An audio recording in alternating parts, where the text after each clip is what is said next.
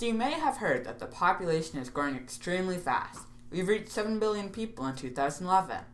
And also that the sea has been rising. But how are these two events connected? As the population rises, humans release more and more greenhouse gases into the atmosphere, which warm the earth and cause global warming. The increased temperature causes the sea to rise, which can cause many problems as it gets higher. I'll discuss each of these reactions in turn, so you can understand the connection. Let's start with population growth. The amount of humans on Earth has, recently, been rocketing skywards. Just to put it into context, look at this graph. Another way to think about it is this. Modern humans, which have been around for about 200,000 years, took until about 1800 to reach 1 billion people. Just 127 years later, we were at another billion.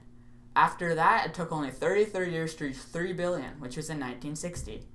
In 1974, 14 years later, we reached another billion. 13 years after that, another. 12 years later, another. And finally, we hit 7 billion in 2011. Some people have actually seen the world's population triple in the time they've been alive. Unbelievable. So how has this happened? Well, first of all, it's important to understand that most animals' populations don't increase at the rate that humans have because of something called the carrying capacity. The carrying capacity is the maximum population of a species that its environment can support.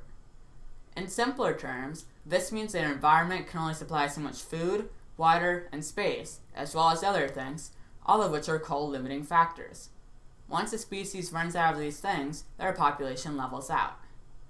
We, humans, have so far managed to continually raise our species' carrying capacity by limiting a number of limiting factors that should have caused our population to level off.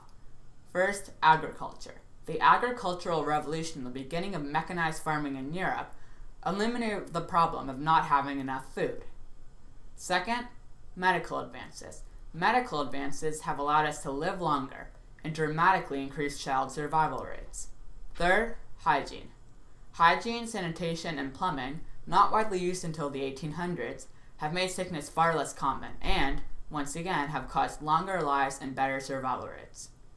And finally, the ability to live almost anywhere using temperature control, such as air conditioning, and easy transportation of food and supplies have allowed us to spread all over the world and not be confined to one area.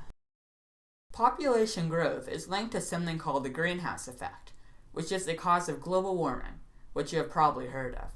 The greenhouse effect happens when greenhouse gas molecules in the atmosphere, such as carbon dioxide, water vapor, and methane, among others, are struck by thermal radiation from the sun. These molecules will begin to vibrate, and then will re-emit the thermal radiation to likely be picked up by another greenhouse gas molecule, which will continue the cycle. Although some of the radiation is sent back out to space, the greenhouse gases will effectively keep the radiation near the surface of the Earth, insulating it from the cold of space. This results in a perfect Goldilocks temperature, not too warm, not too cold. Without enough greenhouse gases in our atmosphere, we would freeze to death, and with too many, we would be cooked by the heat. Both of these extremes actually do occur on other planets, though. So, if we theoretically have the right amount of greenhouse gases, what's the problem, right? Well, many things that we use every day emit greenhouse gases into the atmosphere. Electricity, the largest producer, accounts for 33% of greenhouse gas emissions, while transportation releases 28% and industry emits 20%. And as our population grows, there are more and more people, which use and do the things that emit carbon dioxide and other greenhouse gases into the atmosphere. As all these greenhouse gases that our growing population produces are being quickly added into the atmosphere, we are beginning to trap more of the thermal energy from the sun, which in turn is making Earth warmer, what we know of as global warming. The Earth's average air and sea temperature has increased about 1.4 degrees Fahrenheit, or 0.8 degrees Celsius, since the beginning of the 1900s, with 2/3 of the increase occurring since 1980.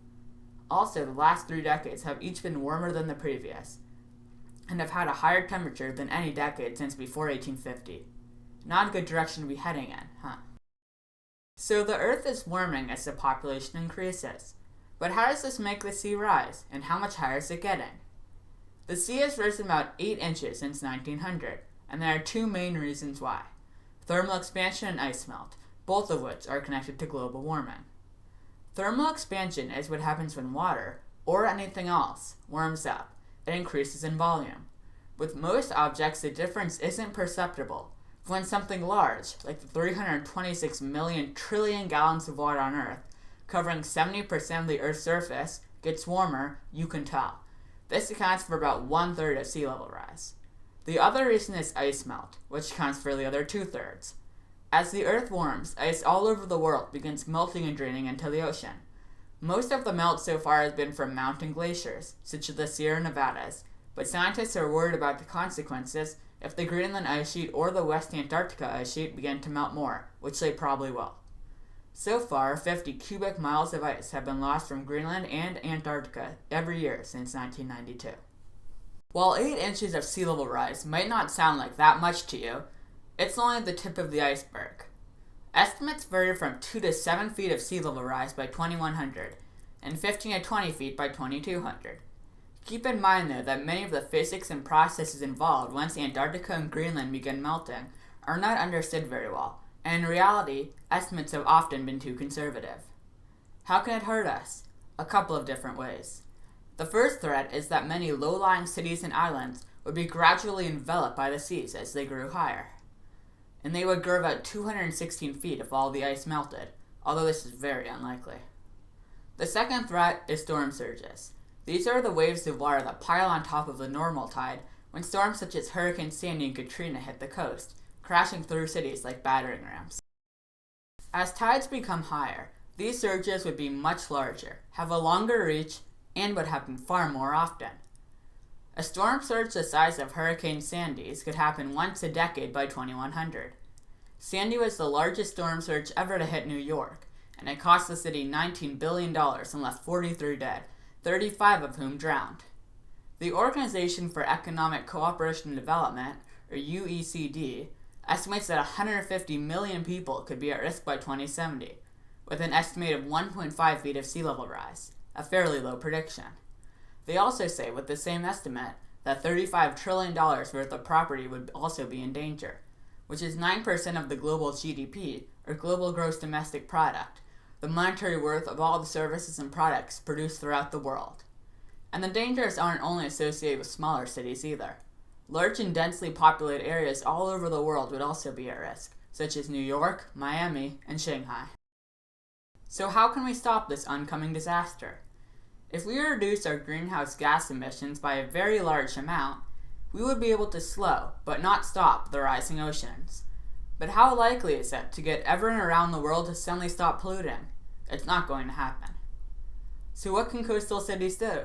They can build storm barriers, seawalls, and levees, all of which can protect them against the storm surges and help prevent flooding. More creative methods have also been envisioned, such as communities of floating houses around New York. Many places have already built levees and storm barriers in the past few decades, such as London, Rotterdam, St. Petersburg, New Orleans, and Shanghai. However, some of the most defenseless cities have yet to create a prevention method, such as Miami, New York City, and Bangladesh. So how much will sea level rise affect you? It depends where you live. But for many, it's going to be a huge problem in coming years, and we desperately need to prepare ourselves from a rising ocean before it's too late.